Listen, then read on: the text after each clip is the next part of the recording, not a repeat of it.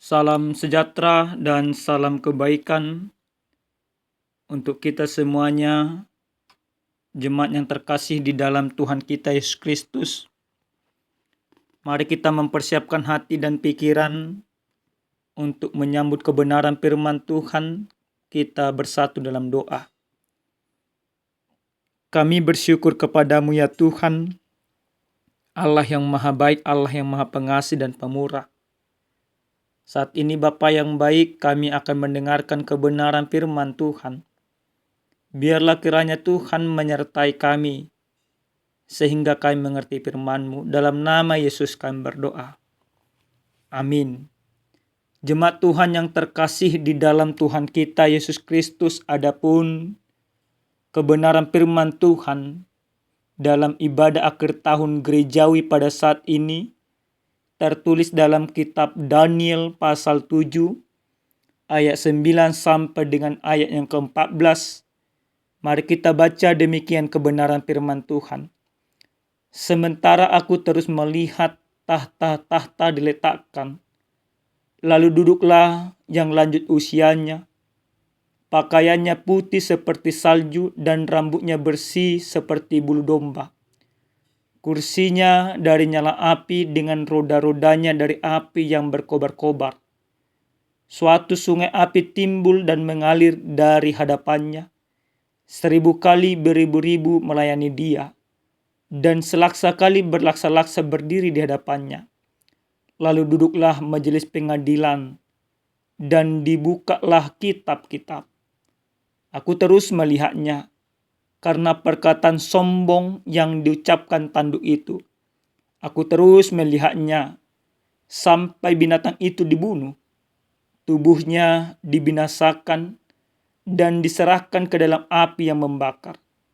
Juga kekuasaan binatang-binatang yang lain dicabut, dan jangka hidup mereka ditentukan sampai pada waktu dan saatnya. Aku terus melihat dalam penglihatan malam itu, tampak datang dengan awan-awan dari langit seorang seperti anak manusia. Dari langit seperti seorang anak manusia, datanglah ia kepada yang lanjut usianya itu, dan ia dibawa ke hadapannya. Lalu diberikan kepadanya kekuasaan dan kemuliaan dan kekuasaan sebagai raja. Maka orang-orang dari segala bangsa, suku bangsa, dan bahasa mengabdi kepadanya. Kekuasaannya ialah kekuasaan yang kekal, yang tidak akan lenyap, dan kerajaannya ialah kerajaan yang tidak akan musnah. Demikian pembacaan kebenaran firman Tuhan. Jemaat Tuhan yang terkasih di dalam Tuhan kita Yesus Kristus, tentu minggu ini kita memasuki sebuah minggu akhir tahun gerejawi, di mana di dalam minggu akhir tahun gerejawi biasanya kita kembali diingatkan bagaimana orang-orang terdahulu, orang-orang yang kita kasihi, telah lebih dahulu meninggalkan kita. Yang sering sekali akhir tahun gerejawi dikatakan memento mori, yang dimana dalam arti sederhananya ingatlah akan hari kematianmu, dimana dengan mengingat akan hari kematian berarti kita diberikan sebuah kesadaran bahwa kita juga tidak akan memperoleh kehidupan yang kekal di dunia ini. Bahwa kita juga tidak akan pernah yang namanya kebal dari kematian. Lewat minggu memento mori, kita mau dipersiapkan, orang-orang percaya mau dipersiapkan supaya mempersiapkan hidupnya selama dia hidup melakukan pekerjaan-pekerjaan yang baik. Supaya apa? Supaya ketika kematian datang menjemputnya, maka kematiannya tidak membawa dia memperoleh kematian yang kekal. Tetapi kematian itu menjadi langkah awal untuk memperoleh kehidupan yang kekal. Bapak Ibu yang dikasihi Tuhan kita Yesus Kristus, di dalam kebenaran firman Tuhan yang sampai kepada kita pada saat ini, sebuah penglihatan diceritakan oleh Daniel. Kalau kita baca dalam pasal yang ke-7, dikatakan pada masa pemerintahan yaitu Belshazzar, Raja Babel. Maka di masa pemerintahan itulah Allah memberikan sebuah penglihatan kepada Daniel lewat sebuah mimpi. Kalau kita urutkan Bapak Ibu yang dikasihi Tuhan dari ayat yang pertama, di sana kita melihat bagaimana ada 4 binatang yang sangat besar yang silih berganti menguasai bumi. Dan penglihatan ini sesungguhnya menjadi gambaran daripada pemerintah-pemerintah yang pernah ada di dalam masa Daniel. Pemerintahan yang pertama yaitu pemerintahan Babel. Yang kedua itu pemerintahan Raja Media. Yang ketiga itu pemerintahan Raja Persia. Yang keempat itu pemerintahan Raja Yunani yang dipimpin oleh Alexander Agung. Nah, keempat raja-raja ini yang menjadi gambaran daripada sebuah binatang itu adalah raja-raja yang tidak taat kepada Allah, yang selalu melakukan hal-hal yang tidak benar. Bahkan dikatakan juga ada juga 10 tanduk dan ada tanduk yang sangat kecil. Ini merujuk kepada sebuah peristiwa yaitu masa kegelapan di mana pada saat itu gereja yang harusnya menjadi saluran berkat, yang harusnya menjadi gambaran kehadiran Allah, tetapi gereja pada saat itu menjadi lambang kehancuran. 1260 tahun lamanya gereja di dalam kegelapan. Maka apa yang terjadi? Seluruh kekekalan daripada kerajaan-kerajaan itu tidak ada. Maka akhirnya apa yang kekal, itulah yang menjadi khotbah kita. Dalam ayat yang ke-9 sampai dengan ayat ke-14. Di sana dikatakan, sementara aku terus melihat, tahta diletakkan, lalu duduklah yang lanjut usianya. Yang lanjut usianya ia duduk. Pertama-tama dikatakan ia duduk, bahwa yang lanjut usia ini menunjukkan tentang penghakiman atau pengadilan. Yang lanjut usia ini gambaran daripada Allah, di mana akhirnya Allah menghakimi semuanya. Menghakimi raja-raja yang pernah memerintah dunia ini, menghakimi raja-raja orang-orang yang tidak taat kepada Allah. Maka Allah akan menjadi penghakim yang adil. Dia duduk. Dia dilayani berlaksa-laksa malaikat-malaikat. Lalu dalam ayat yang berikutnya dikatakan bahwa yang sombong ini, yaitu tanduk-tanduk yang berdiri tadi dalam ayat yang pertama sampai dengan ayat ke-8, itu akhirnya dihancurkan. Dalam ayat 11 dikatakan seperti ini. Aku terus melihatnya. Karena perkataan sombong yang diucapkan tanduk itu, aku terus melihatnya sampai binatang itu dibunuh, dibinasakan, dan diserahkan ke dalam api yang membakar. Juga kekuasaan binatang-binatang yang lain dicabut. Dan jangka hidup mereka ditentukan sampai pada waktunya. Aku terus melihatnya. Sampai anak manusia, yaitu Yesus Kristus yang datang memerintah dan kepadanya diberikan kekekalan dalam memerintah. Anak manusia di dalam perikop ini menjadi sebuah gambaran bahwa Yesuslah yang memerintah. Dialah yang kekal, dialah yang menghancurkan segala sesuatu yang menyesatkan. Jadi Bapak Ibu yang dikasihi Tuhan, lalu apa yang boleh kita lihat di dalam tema kita pada saat ini dengan tema yang sangat menarik dikatakan kekuasaan dan kerajaan Allah tidak akan lenyap.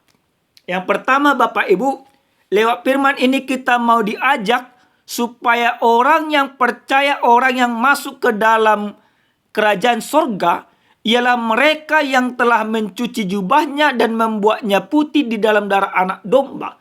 Artinya orang yang mendapatkan kehidupan yang kekal, yaitu orang yang benar-benar percaya kepada Yesus Kristus. Mari sekarang ini Bapak Ibu yang dikasihi Tuhan, saya percaya ketika Kristus disalibkan, maka darahnya tertumpah, maka dosa kita disucikan. Tapi apakah ketika dosa kita sudah disucikan lewat pengorbanan Yesus Kristus, apakah kita masih tetap berbuat dosa? Lalu kalau kita katakan sekarang memang kita masih sering berbuat dosa, lalu apakah kita layak untuk masuk ke dalam kehidupan yang kekal? Mari kita introspeksi Bapak Ibu. Tapi saya percaya ketika Kristus datang nantinya, kita diajak untuk mempertanggungjawabkan setiap tindakan kita. Penghakim yang agung itu, yaitu Allah di dalam Yesus Kristus, akan datang mengadili kita. Apakah kita akan sama seperti binatang-binatang yang sudah dihancurkan itu? Kita juga nanti akan dihancurkan. Kita juga akan dilenyapkan. Kita juga akan dibinasakan. Tentu kita berharap, kita bermimpi tidak Bapak Ibu. Oleh karena itu selama kita hidup seperti dalam minggu Memento Mori ini, kita mempersiapkan hidup kita untuk berdiri di dalam kebenaran. Kita mempersiapkan hidup kita untuk melakukan keadilan.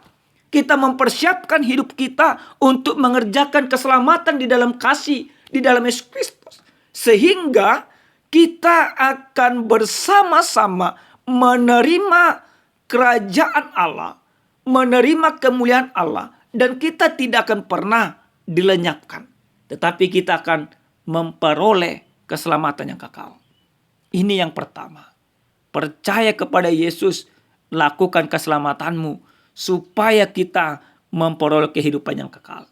Yang kedua Bapak Ibu yang dikasihi Tuhan, dalam firman ini kita mau diingatkan kembali bahwa tentu seperti yang kami katakan, tidak ada satu orang pun dari kita yang akan kuat atau yang akan terhindar dari kematian.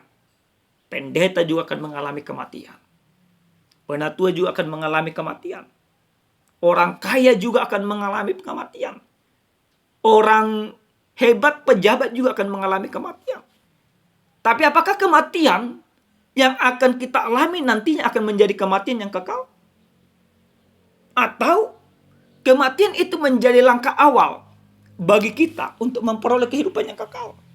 Mari renungkan Bapak Ibu. Jika selama ini memang kehidupan kita masih melakukan hal-hal yang tidak diinginkan oleh Tuhan, inilah waktunya para hamba Tuhan, para penatua, para jemaat, para orang-orang yang percaya untuk terus mengerjakan keselamatanmu, melakukan yang baik, untuk terus melakukan apa yang digendaki oleh Tuhan. Sehingga ketika kita melakukan yang dikehendaki oleh Tuhan, maka kita tidak akan memperoleh kematian yang kekal. Bapak Ibu, yang ketiga dan terakhir, sesuai dengan tema kita, kekuasaan dan kerajaan Allah tidak akan lenyap. Ini harus kita pahami. Ternyata yang tidak akan lenyap itu kekuasaan Allah, kerajaannya. Semuanya lenyap.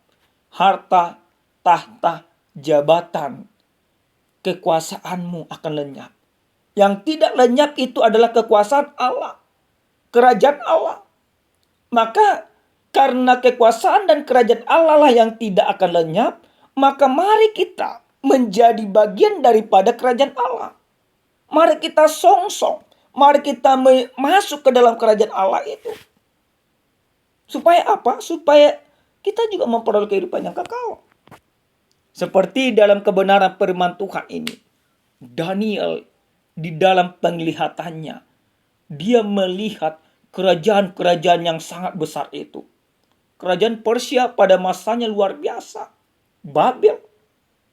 Bahkan saya yakin ketika Babel menguasai dunia ini, orang kan beranggapan itu tidak mungkin akan lenyap.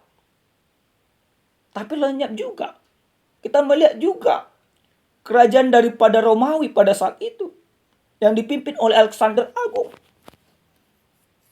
Tapi lenyap juga. Kenapa bisa semuanya lenyap? Baik dari kerajaan yang belum percaya kepada Allah sampai kepada kerajaan yang sudah percaya kepada Allah. Justru dimulai pada masa Alexander Agung, semuanya berbondong-bondong mengatakan menjadi Kristen. Tapi justru pada saat itu,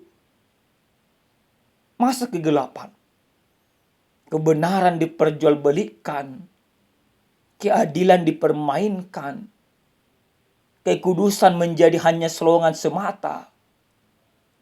Betul-betul moral itu tidak ada yang benar. Oleh karena itu Bapak Ibu, hanya kerajaan Allah lah yang kekal. Hanya kerajaan Allah lah yang berkuasa, yang abadi.